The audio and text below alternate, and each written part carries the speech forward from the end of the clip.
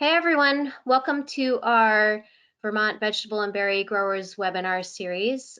Today we are going to welcome Andy Chamberlin from the UVM Ag Engineering team and all the awesome work that they do to help growers. He's going to talk about creature comforts in the Packshed. Please hold off on your questions until the end. You can put them in the chat as the meeting is going, and we'll have a conversation at the end of the meeting. And I see Chris has already posted a very helpful link in the chat. So go ahead, Andy. Thank you so much. Thanks, Becky, for that introduction. Hello, everybody. I'm Andy Chamberlin from UVM Extension Ag Engineering Program, and thanks for joining us today. I see quite a few new names in the chat or in the attendees list, or at least names that I don't recognize. So welcome, and thanks for joining. I'm gonna turn off my camera to give full screen here to everybody watching. And I'm going to minimize the chat because the pop-up window stays because I'm a presenter. So if you have a question, feel free to speak up, and we should have some time at the end to discuss some things if you want to. So today I'm here to present creature comforts in the Packshed, and I work closely with Chris Callahan, Hans Estrin, and many of these photos and examples are pulled from VVBGA growers' farms, and all of the learnings that I've made have been pulled from your farms. So we'll shout out to everybody there, and you'll see a lot of Vermont farms in action here. Let's see. So a little bit of introduction. What are creature comforts? You know, what makes farming easier and more fun? These are questions that pop up on the front of your mind. And what boosts morale and comfort? So some of these are simple improvements that can make a big difference. So I want to look at some mostly simple things that can make work a little bit less painful and a little bit more fun. I encourage you to take notes and think about your farm and how these examples that I'm going to share could reflect for you. There's also a couple of links on the bottom of each slide that showcase further resources with information. So to start off, I want to share some quick wins, some real easy stuff that you can do to really make wash pack enjoyable on your farm. So first up, if you don't have a radio, I recommend you turn up the tunes. Silence can be hard. Silence can be nice, you know, peace, quiet. But, you know, turning up the jams, either rocking it out, having, you know, a little dance party, or just chilling with some jazz can totally set the mood or keep the pace up and help pass the time. I would recommend minimizing the news, heck, especially today. Keep it off. Every vote counts, and we won't know till the end, so it doesn't matter. So you can disconnect until everything shows up, and we can tune in and hear the outcomes later, not while you're trying to get stuff done. You can do this with old stereos, boom boxes, job site radios are great because they're durable. Anything to keep the beat moving in your Packshed. The next quick win here is a magnetic knife holder. Fairly cheap. I'm not sure the price off the top of my head, but not that expensive of an upgrade, and it can keep your knives accessible and easy to clean, and keep them from bouncing around, keeps them sharp, keeps them in good condition. So that's a little organization tip there. Same with these magnetic clips. So if you have metal walls or cooler walls, you can use these magnetic chip style clips to hold up gloves, as you can see here, to keep things dry, or sheets of paper or anything like that. So that's a nice little organizational tool.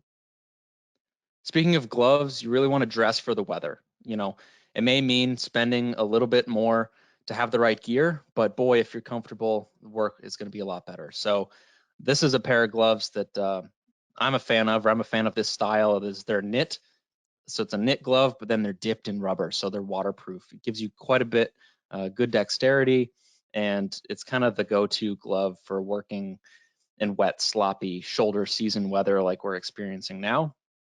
And making sure you get a pair of gloves that fits your hand right. You know, if you just buy a size large for everybody, that's not always going to work on your farm. So making sure, you know, that the smaller hands and the medium hands are comfortable, and that'll help get the work done. So when you see this, what do you see? Does anybody want to pipe in? Chris said, oh, okay, I see wheels. I see a cleanable, dryable wheeled cart. I see a bin tote. Excellent. So what do I see is I see its shelves. It's also a spray table. It could be a U-boat or a dolly. It could also be just a general cart. So as you can see here, this is an epoxy coated wire rack, and used as all of this makes a great spray table and wheelie cart all in one. So this is something that is kind of mundane, but can serve many uses in the pack shed.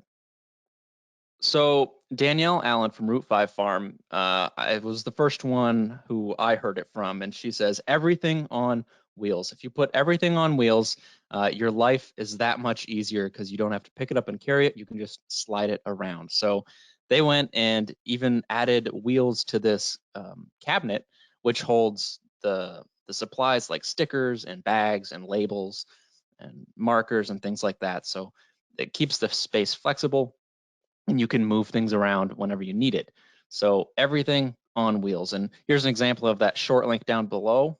She's one of our case study farms where we highlighted her whole wash pack project. So if you want more information, you can check it out there. Now, I asked for feedback on the listserv last week from anybody who had creature comforts to share, and I didn't get a whole lot of feedback, but Hillary shared a few things, so we'll highlight some of hers. We can't imagine life without wheels now. We're so into our tote dollies and U-boats, and have a stainless steel table that we use for sorting and bagging that's also on casters. We love keeping things off the ground and moving them around easily. And this isn't unique to Digger's Mirth, because these photos are from Small Axe Farm. These are common trends that we're seeing throughout the farm, that everybody loves dollies, stainless tables. They're clean, getting things off the ground, staying organized. So talking about wheels, things to think about is it improves ergonomics, and it actually improves quality by keeping things organized and under control. It eases mobility for loading and unloading things, relocating product or equipment. Cleaning is a lot easier when things are off the ground. They can be used for multi-use dollies or carts. Having the ability to move tables around makes it phenomenal for cleaning. And I really like that, because how many times do you have a table against a wall and you just kind of, run the broom up around it, and there's some nasty dust bunnies underneath there. But if it's on wheels, why not just grab the whole thing, slide it out, and clean up underneath it? So that's kind of a win-win there. Sawhorses are a quick addition to make modular spray tables. Easy to set up, easy to take down, sometimes bulky to store. Some of them fold up, so it's not too bad. But that's another option to kind of pop up your wash pack space if you're not doing something every day. You can make some portable tables. So we just talked about some quick wins. Now I'm going to get a little bit more into building features. Now, a couple of things that would be helpful for your employees is to make them comfortable and to eliminate their clutter. So that might be adding in some lockers or at least coat hooks, so they're not storing their gear on tables or crates and left on tractors, but having a place to hang up and sort that. Those supplies are really key. Also, having a place to have lunch, sit down, have a break area, a place that employees can just like sit down, chill out, or meet as a crew. So here's a couple examples. Left ones at Mighty Food Farm, right ones at Jericho Settlers, and theirs is up in a loft, which is nice because it's close to the wash pack and not taking up valuable space in production areas. So one thing Lisa called out was once you have a crew of more than 3 people, you really need to provide a dedicated break area. She also wanted a clean and comfortable space for customers to visit and retail purchases and CSA pickup. So the western third of her whole new wash pack building serves these needs. And the wash pack building has really become the hub for the farm. So this is like one little corner of her CSA room, and that's where employees can hang out and have meetings. So one common complaint that we hear farmers having is washing in the shoulder seasons is brutal and your hands are cold and wet and numb. So if you have a building, adding heat can make a big difference. Whether that be radiant floor heating, which also helps dry out the space if you're building new, or you're just adding a propane ceiling mounted heater, it can really take the chill off. Even just taking it up 10 degrees from ambient can just, help get you out of the wind and not be so numb. Another energy efficient, a little bit more modern style heater is this mini split system. So this it heats, it cools, and controls humidity and mounts right up cleanly on the wall. An important aspect of the pack shed is to have a good floor and having it smooth for wheels and drainable. It's really helpful in making cleanup a breeze. So like you can see on the left, this was taken in the middle of a wash pack session. There's lettuce flying everywhere between the wash tanks, going into the green spinners, and then transferring from the green spinners into the totes. So that's why there's particularly amount of lettuce here on the floor, because it's between the green spinner and the totes used for creating salad mixes. But because they have a nice clean floor, they can be sloppy per se during this process, and cleanup is a breeze when they're done. They can hose it all down, they can just scoop up the leaves, and they're done, just like they're doing on the right here. Hose it all down, and it makes cleaning up easier. I also like to point out that these custom welded tank stands on the right are great to improve ergonomics, and those are designed so you can move them with a pallet jack, even full of water. Having open covered floor space is beautiful, and having floor space that's all on the same level and protected from the weather and flat and clean, like extended concrete as seen here, is hard to put a value on the benefit that you get out of it. So this example here is like a covered porch at Route 5 where she can stack their clean totes outside of their wash pack space, but not sitting out in the dirt either. Having large trench drains and a dedicated shovel to clean out the sediment is great if you're washing a lot of roots inside your building. So this is just an example of that, and having the dedicated tools and equipment easily accessible to do the task at hand. You really want to avoid bare wood and liquid water and condensation. This can lead to a lot of molds, mildews, buildup. It will ruin your crops quicker, as well as make it a not nice place to work. I've seen a whole lot of coolers that look like the one on the left, just kind of shoehorned into an old barn. It's dusty, it's dirty, it's dark, and it's wet, and it's not ideal. So you really do want to enjoy that, because it's not nice to work in, we'll say, a cold dungeon on the left versus something bright and sunny, which I'll share more about in a minute. So going a step further and adding smooth and cleanable materials to your walls can make a big difference. So a lot of people go with the dairy board route, or FRP, fiber reinforced plastic, which is often seen in hospitals, but you can get it in other colors besides the white that is most common. So you can see the chips up above. You can get it in colors. You can even get it in a tile-like pattern to add a little bit of pizzazz. Truss core is a material that quite a few people have been liking to use. It installs more like vinyl siding. And truss core is not cheap, but Silas from Last Resort worked the numbers and noted based on labor savings, it seemed to come up on top.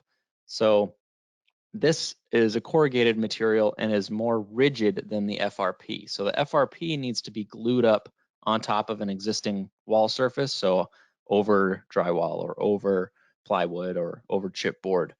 But the truss core can go right on top of studs. So you're saving material cost in that backer board, and you're saving time to install the plywood behind it.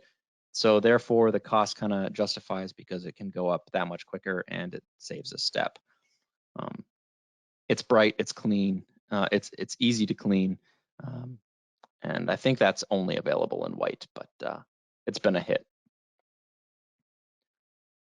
Here's an example of bright lighting in the farm. This is a footprint farm. So having natural light through large windows and everything painted white with tall ceilings can make it a bright and cheery place to work, says Taylor. So right behind me from taking this photo here is a large like picture window that lets a lot of light into the space. So even when those lights are off, it's bright in there. And white can make it feel sterile, but in this example, as you can see, it also makes it bright and cheery, which is really great. And so is having natural lighting. So here's an example. We're back at Small Axe here, where they've are utilizing large windows to make a sunroom for growing their microgreens. They did a kind of whitewash style pickling, that's what it's called. Basically watered down paint on top of wood for their ceiling and wall materials. So protects the wood a little bit, but lets the wood grain shine through and keeps it feeling soft and natural, but making it nice and bright. As you can see, the lights are off in there and it's nice and bright. They do have lights that they can turn on when they're really working. However, if you're working under a pavilion outside or maybe you're mid-build, quick and easy lighting is possible. Like you can see here, these are just simple work lights strung up, or party lights, however you want to find them or install them, but adding some lumens to your workspace can really brighten things up. So here's a little interim easy solution. Add some zip ties and probably less than an hour, you're nice and lit up, ready to go. So having a dock and additional covered space here, you can see,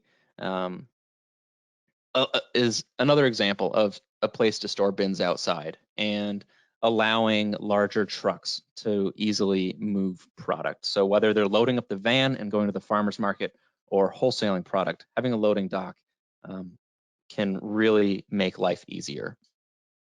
Just like adding this dock leveler so they can wheel pallets right into the trucks. Now, this little dock leveler alone was like $12,000 and has to be integrated into the concrete pouring and all that.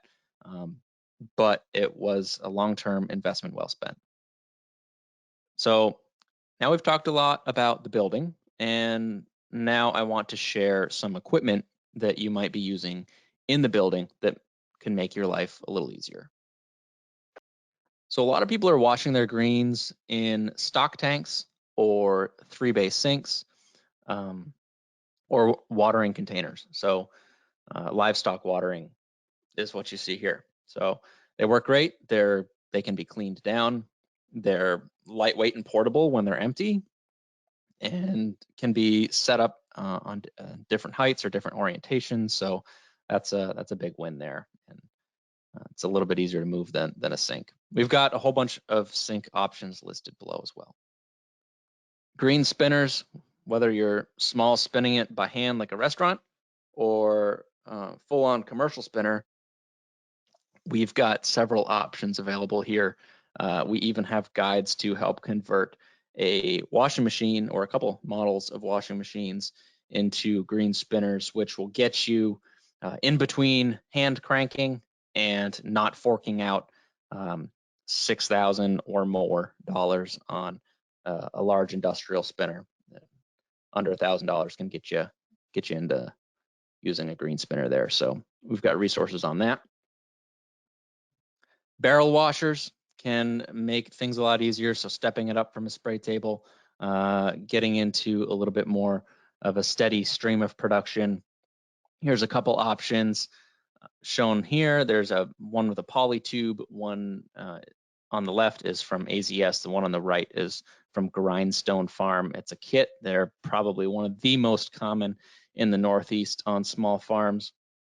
One thing you could upgrade though is instead of using the old floor broom or the garden hoe to pull out the crops, is you could upgrade to a food hoe. It's a plastic shaped thing that it does exactly that. So you can reach in and pull out your product, but it's dedicated for this application, and it's a lot easier to clean than the wooden handled rusty hoe that you may be using before. So something to consider. You can see the one here, it's Remco is the brand, and it even has a curved edge on one side. It's like it was made for this.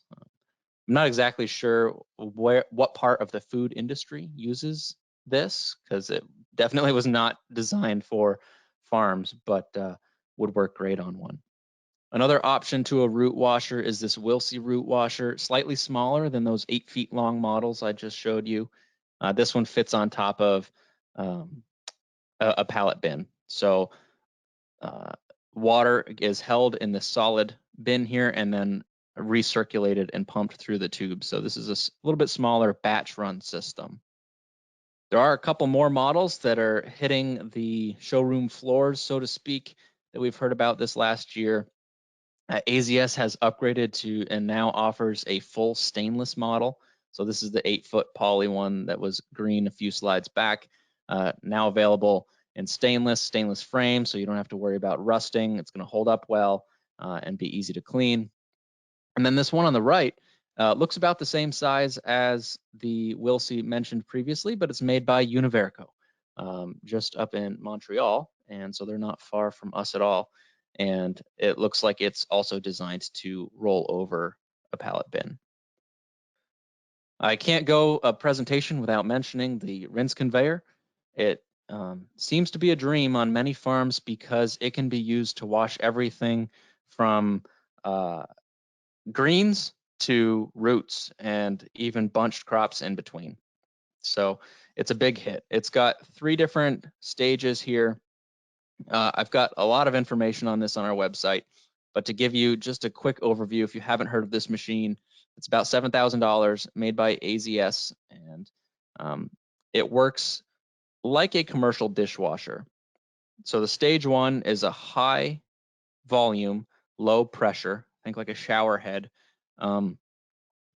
stage that first rinses all the product. Stage 2 is a high pressure spinning bar, like a pressure washer, except it spins around like a dishwasher. So that's all adjustable, so you can really dial in the pressure and blast that clay soil off your roots. And then stage 3 is a low pressure final spray, kind of like the pressure washer when it's powered off. It's just a real light mist to rinse off any remaining accumulation. It's got a recirculation tank, which is the volume or is the water source for stage 1, and then fresh water comes in for stage 2 and stage 3. It's all a self-contained unit there. Pretty sweet machine because, like I said, you can use it whether you're washing roots, head lettuce, bunch crops, or running your crates through it as well. Can be a big time saver. It's also pretty easy to clean because it hinges up and it's pretty accessible. I can talk more about that later, and happy to chat more. Whether you have one or are looking into one, you can reach out to me. Containers can make a big difference. Whether standardizing what you use on your farm is big. Having something that isn't too big. I hurt my back this summer because I lifted or set down a crate that was holding way too much sweet corn. So we really should have been using a smaller tote then and not overdoing it. So something that's ergonomic. You got to think about what crops you're putting into it. Does it need or should it have drain holes or a solid bottom? Is it vented? Is it cleanable? Is it durable? Can you label it? Some people use like totes from big box stores because they're cheap and available, They're sometimes flimsy, which is also lightweight, which is a benefit, but they don't always have the UV resistance like something that a bulb crate will have. So they're not going to be as longer lasting. Do they stack? Do they nest? Can you get it in different colors? Does that matter? So are you separating harvest bins from pack out bins? And is it ergonomic? Handles are one of the biggest things that I'm looking for when I'm choosing a bin. Or tote or crate. There's a lot of different words for them. We've got a resource highlighting all the different options and locations to buy them noted below. So mechanics tools can be a creature comfort. You know, having the right tool for the right job and accessible when you need it is really important. So this might mean making a to-go kit. Maybe you have a workshop with your workbench and a big toolbox and everything you need to fix everything from tractors to your greens harvesters, but having that portable toolbox that you can just throw in the tractor or throw in the truck to go out to the point of location and fix whatever it is you're fixing can be important. So being organized, probably a little bit more organized than this photo would be helpful. And having any specialty tools are all labeled and readily accessible can ease the stress when things hit the fan. And everybody experiences that now and then. So not only your mechanics tools, but your field and harvest tools can be organized here. So whether it's on the side of a shed or inside of a dedicated shed, having everything have a spot where it can be hung up and easy to find makes it easier for those tape measures to return home and easy for you to take them when you go out to start your day. Here's an example of a harvest tote. Lisa shared this from Mighty Food Farm with me, where they take this tote every day. It's got the knives and the snippers, and I think it had a Sharpie in it and their rubber bands. So they're not having to run back to the barn because they missed something. This tote goes with them in the truck every time they go out to the field. So they're not forgetting their Sharpie, they're not forgetting their notes. All that is in this tote, ready to go. So kind of thinking about something like that can really improve the efficiencies and wasted time going back and forth looking for tools. Hillary from Digger's Mirth shared that these hose trolleys are so wonderful. The hoses are never on the ground and they are never tangled. Placing them strategically so that each zone of the wash station has its own hose is a dream. It never used to be, or it used to be all, hey, which hose are you using? Can you use this one so I can reach with that one? And then they'd spend 5 minutes untangling. Such nonsense. So they're using a hose trolley in their wash pack space. This is a photo in a greenhouse, also works great. So having water where you need it, when you need it, can make a big difference. So think about your routing location. Where are you putting it in your building? Trying to keep the hoses off the ground. So use of a hose reel can keep them neat and tidy. Use of a trolley can keep them neat and tidy. And having multiple spigots or hose drops can be helpful as well. So at Small Axe, they put 6 or 8 of these drops in the ceiling all around the perimeter because they weren't sure exactly the layout of where they were going to go, but they wanted to have water accessible and not have to worry about running hoses all over the place. So that's a little example there. Same with like over a sink. Having something that can be hands-free is phenomenal. Now, a couple things to consider with your hoses is consider the quality of the hose for the use that it is intended for. So these yellow or color storm dram hoses are super high quality, really heavy duty rubber hose. They're often like 3/4 inch, high diameter, high flow rate, great for, hosing down the wash pack space like the floor, cleaning up, great for irrigation and watering. But then you can see the green squiggly hose on the right would not be so great for hosing down the floor because it's like a 1/4 inch hose. So it's going to have a lot lesser flow. You're going to conserve water, which is great. So that is a good opportunity to use in a spray table situation where you have more control. You're not using as much water. You don't need as much volume of water because you're not watering in the greenhouse, you're rinsing off vegetables. So thinking about the point of use is something to keep in mind. And the use of quick connects. If you find whether you're swapping out nozzles or swapping out actual hoses to bring it someplace else, that's a real cheap improvement that you can do to make it quick to swap out tools if you don't have a dedicated tool for all the locations that you're using that. So it's really helpful whether you might want to switch from the high pressure rinse down gun here to a lighter watering wand or whatever, and that would allow you to do that quickly and easily without tools, without trying to cut yourself on the threads or hurt your hands trying to unscrew anything. Having dedicated cleaning tools can simplify your processes, but keep in mind what is it that you're cleaning, and that these tools should be cleanable themselves. And consider color coding depending what it is. So maybe keeping your floor brooms separate from the scrub brushes that you might use in the barrel washer. And how accessible is it? Is the floor broom in a location that is easy to reach, or is it tucked away back in the corner someplace, hidden out of sight, out of mind? Same with keeping dedicated tools for cleaning specific equipment right there nearby can simplify your processes as well.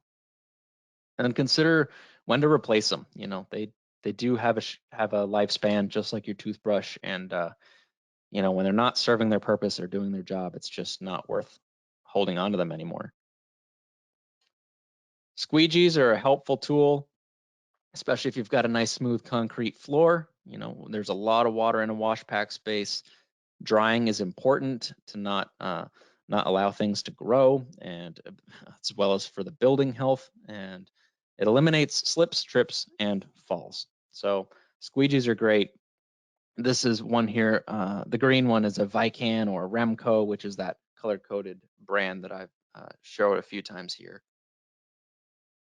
And they're a hygienically designed tool, so they're designed to be clean. It's all molded out of one piece, so there's no seams like you can see on the traditional one to the right. There's a whole lot of seams, there's rivets, it's clamped piece of rubber. So in theory, you could think there's going to be filth and grime all up inside of that thing that you're never going to get to and you're never going to take apart to clean. So it could be holding bacteria and nasty things like that, versus this one here that's designed to be clean is not going to do that so much. So some benefits of hygienically designed tools. Now, Hillary also shared a life-saving thing on their farm. Well, I don't know if it's life-saving, but maybe back-saving, is their farm partner created what they call hook sticks. So a long-handled tool, like a hoe handle, with a hook screwed onto the end of it. I think it's probably like a organizing hook, like you'd hang a bicycle in your shed. So a big hook like that is what I'm picturing. I could be wrong, but I didn't have she didn't share a photo to show what that is, but I imagine something like that. And they use this to ride around in the back of a truck for pulling stacks of clamshell totes out. This way you can stand at the end of the truck and pull the load without crawling into the back of the truck. So that's genius to me, kind of like a pickaroon doing firewood. It just gives you that extended reach and saves getting in and out of the truck. So that's probably a $10 tool and saves a lot of effort. Here's just a highlight of a few other tools for productivity. So you can see the top left here is a pallet on casters. It's a simple dolly to move things around, cheap. In the middle here is a drying rack, just a couple cheap box fans and some 2x4s to have a dedicated space to dry some of those harvest containers. We've got a barrel washer on the right, the tank drains on the left, mounted right over a floor drain. Whiteboards are great for organizing tasks or orders. And then on the right is actually a French cleat system, which is taken out of the woodworking world, or it's common in that area, where that shelf hooks on top of that white plank that runs all the way around the perimeter of the building. So they can move these shelves or hooks or radio from one side to the other, and it allows them to reorganize the space for whatever task they're doing. So keeps the space flexible, nimble, and easy to set up for optimized productivity.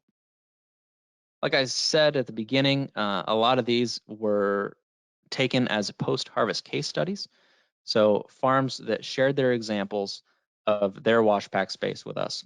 They shared their pros, their cons, what they liked, what they didn't like. They share how much they invested into such of an infrastructure. So whether it be a barn house or new construction or a dairy barn renovation or conversion of an existing pole barn, we've got several different examples and more are coming on the way, like Small Axe Farm I'm working on now. So you can see more of those at a short link below. And I'd encourage you to check that out because the video interviews or written fact sheet is super helpful if you're building your space. If you're looking to upgrade your wash pack space, I talked a lot about buildings, equipment, and tools today, but we've got a whole lot more information available for you in our project planning for post-harvest efficiency, profitability, and food safety webinar. It's kind of like an online course, but simpler. It's just a YouTube playlist. As you can see here, where we talk about flow and lean, we talk about post-harvest and produce safety, we give a little bit of a virtual tour, so a little bit more sneak peek into those case studies, talk about buildings, equipment, infrastructure, tools, and then a little bit about executing your plan and making it work for your farm. So we've got that whole webinar there that you can check out. Chris, Hans, and I did this together, and we take turns going back and forth, sharing all the details we can think of for Washpack. All of our resources are available in numerous ways because we are trying to be available to you however best we can. So we have a blog, I've got a podcast, we've got an active YouTube channel, we're active on social media, Facebook, Instagram, and Twitter. The UVM Produce Safety Portal shares other farmer-led case studies. The VVBGA has a community accreditation for produce safety for if you're in Vermont, and your local extension as well. So not just us, but if you're outside the Northeast, your local extension may have similar resources, so you can reach out to them. If there's other ways that you think would be helpful for us to contact you or share our information with you that you're not getting via social media or listservs, let us know and we'll try to make it accessible for you as well. You can contact Chris, Hans, or I at the joint email address produsesafety@uvm.edu. We are UVM EXT Ag Eng on all social media. Reach out if you've got any questions, comments, new ideas. If you're building a pack shed or have suggestions to share, we'd love to hear it. And you can find those post-harvest resources at PH Planning, short link, where that links you to the course and a fact sheet on flow and lean and summarizes everything we're talking about. So thanks for joining this presentation today. Now is an opportunity, we've got some time here at the end, for you to think about what has improved on your farm. What are your employees so thankful and excited about that you upgraded maybe this last year? And what do you find yourself saying, I'm so glad we, whatever, fill in the blank here. This is an opportunity. You can unmute, you can share it in the chat, or if you're watching this later on YouTube, go ahead and leave a comment below so future watchers can see your great ideas, much like that tool hook that Hillary shared. So thanks again for joining everybody, and I look forward to hearing your comments. Thanks, Andy. Does anybody have anything they'd like to share? Don't be shy. Let's unmute. We have a question in the chat box. What is a U-boat? Andy, you had a picture, didn't you? I think I did. Yep. Let me look back. So that is a narrow dolly used to move stacks of bins, often in and out of a cooler. And Timothy Hughes Muse is mentioning that roller conveyors have been very helpful. Yeah, I'm seeing those used increasingly in wash packs as well, sometimes called box conveyors. Basically like a bunch of inline skates upside down on a frame. So there's a U-boat. Yeah. So the lower right-hand corner is a U-boat here. It's often got big wheels in the center and then like smaller casters on the ends, so it pivots in the middle, which makes it easy to work in tight spaces like a cooler. Handles on both ends. Those roller conveyors or box conveyors, there are couple different versions of those. One is a fixed frame type thing that's on wheels, so it can be moved to the side or whatever. But I've also seen ones that are expandable and telescoping. So the frame is actually made up of a bunch of like scissor members, so you can expand it to take up as much or as little as much room as you need, and then compress it back down for storage. So a lot of good options out there, and not terribly expensive for what they are. Hey, can you hear me? This is Hans Estrin, UVM Extension, and yeah, we work pretty closely with Andy. I just want to share a perspective on this creature comforts thing, just real quick. I definitely, for having visited lots of farms, look at multiple layers of benefits, and you know, the one thing obviously that when you're talking about creature comforts, that there's some ease and enjoyment, and there's obvious clear, you know, low-hanging fruit tools that would do that. The longer term thing about actually having tools, and then Andy showed lots of spaces for organization. There's, you know, this intangible about seeing clearly, employees knowing where things are and not being clouded all the time by lots of different stuff, or not being able to find stuff. So the frustration threshold and the amount of noise, excess noise in the day decreases, and that tends to make more enjoyable. I mean, you all know this, but just to think about the longer term investments, the more intangible things that come from investing some time with some of these you know, things that aren't apparently creature comforts, but they're going to add to that over time. And then the longest term investment, as far as I'm concerned, and I see that at Route 5 and other farms where they do really good management, is that when you're organized and there's that kind of attention to creature comforts and knowing where things are, then that tends to breed this investment and in the farm by employees, and having long-term employees that just in terms of the efficiency, profitability, the ownership, and the sense of meaning that employees bring to the place. It is an intangible that just goes on and on. So it's a real important thing, and involving those employees early on. This is one of my biggest tips, is to, if you're going to try to make some improvements and upgrades, ask the employees what are the things that are, are the biggest points of pain, that are the hardest things for them. And that's a real good indication, and then help them figure out where they would go and how to solve the problems. So that's it. Timothy, thanks, Hans. Timothy Hughes Muse is also alluding to the fact that sometimes creature comforts are parenting aids, and how everything on wheels makes everything a toy, which can keep the kids amused for a long time. So just another note there in the chat, Andy, if you want to pick up on it. I had a question for you, Andy or Hans or Chris. Do you guys, I feel like there's a lot of farms, including my own, that are in this like very awkward kind of scale where we want to move things around on pallets, but we don't have a lot of smooth surfaces. So I'm always wondering, is there any kind of like pallet jack or affordable pallet moving thing that can move on a rough surface? Inside or out? Both, either. Yeah. If you've got Mainly they definitely have like off-road style forklifts. I haven't seen any, we'll call it enduro style pallet jack. Yeah, I've not seen anything at sort of the hand sort of manual moving level.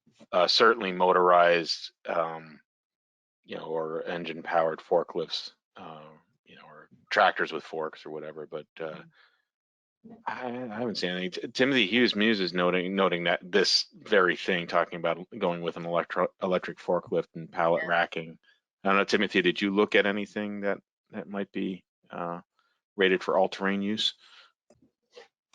Yeah, we've in our old barn, it was like a buckled concrete, and we had the cow gutters, and they did have like pneumatic tire. They kind of straddle it, they have a pallet jack that will straddle a bin or two and lift it up. But we always found like it was just so much work to push it, and you'd have to get a running start half the time. So we never even took it outside, or rarely ever went outside with anything on gravel. And we have a very tiny forklift, propane powered forklift, which can fit in the low barn, but they will, as soon as you get the load off of them outside, they get stuck. Like they just spin. Forklifts are kind of, so then the all-terrain forklifts are so so much larger, and they don't really they can't fit in some of our, like, well, I'm speaking personally, that all our barns are kind of low and everything's tight, and you just need so much more room. So we can never get that to work, but Yeah, I pasted a link into one that's available from Global Industrial, and it goes on around the pallet, so pretty large footprint for something. right. And it's And then you still have those hard wheels up front that you have to get those over. Even a pebble kind of can stop those wheels. Yeah. Oh, those have pneumatic on the front. Oh yeah, so that would do pretty well, I would imagine. So different wheels too, Becky. I think like the regular coaster wheels that are 6-inch will go over quite a bit, and I'm posting also a link to 8-inch pneumatic wheels. They're more expensive, but boy, that on something and with the right weighting probably would improve the versatility quite a bit. And then U-boats, also the ones that rock back and forth, and you might be able to get them with different sizes. There's some ability to get over stuff, and clearly it's not massive, but those are some ideas. It's a nice thing about those box conveyors too. I mean, if you're talking about moving individual crates or boxes from one corner to the other, they allow you to get everything up off the floor too, and shoot things across a fairly long distance pretty easily. But if you're talking pallets, it's a different story, obviously. Yeah, what else has been life-changing for folks in terms of tools or different ways of doing things that you've stumbled on recently? I guess one thing that's been really important in our Packshed has been a label printer that can do barcodes. The Dymo makes a label printer, and we're able to label everything. And so when I was looking at the tools and the organized tools, it's the same thing with like inventory. Just like all those totes get put away, and you have to open every one up to understand what's inside it or something, or it gets loaded on a truck. So two things for us has been the Dymo printer, and then the label. Actually, we got something on Amazon. It was like $35 for a barcode scanner, so you could keep track of everything and then get it into a computer really easily. What are you using for software, Timothy? No software. So Dymo, the printer comes with a little bit of software, and then we just use Excel spreadsheets. The barcode scanner just scans right into like a text into whatever program you have. So we just have our iPad, scans right into it, and that's how we keep track of our recall and or just lot tracking. Nice. Sounds slick. Did anybody have anything that they saw in the presentation that they think they want to implement on their farm? Did any light bulbs go off today? I'm buying more lights. Sounds like a good plan.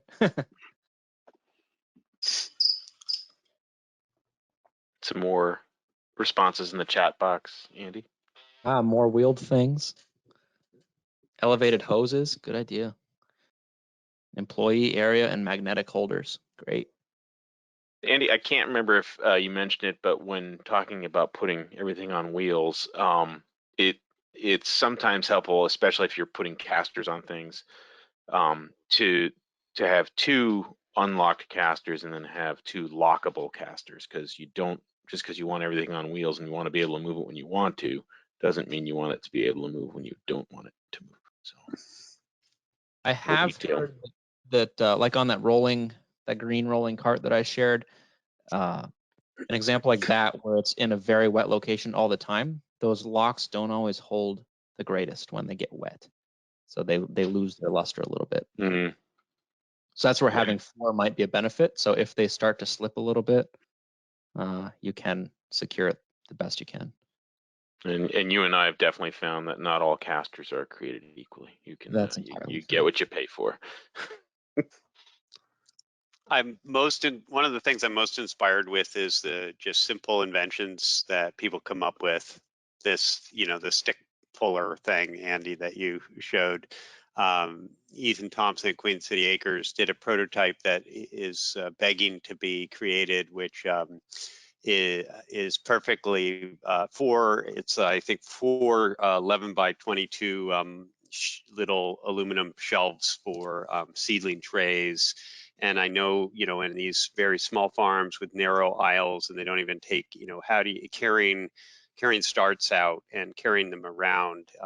I know from personal experience that's a pretty hard task, and having an accordion collapsible little lightweight kind of shelf system that you could carry a bunch of trays at once with is something he came up with, but hasn't actually produced it yet. But those kinds of ideas, talk about creature comforts and efficiency, but also just entrepreneurial inventiveness, and it creates a lot of good energy.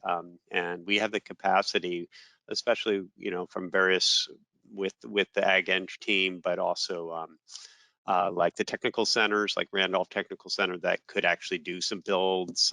So keep stuff coming our way. There's a lot of interesting ideas out there that can improve the quality of our lives quite a bit.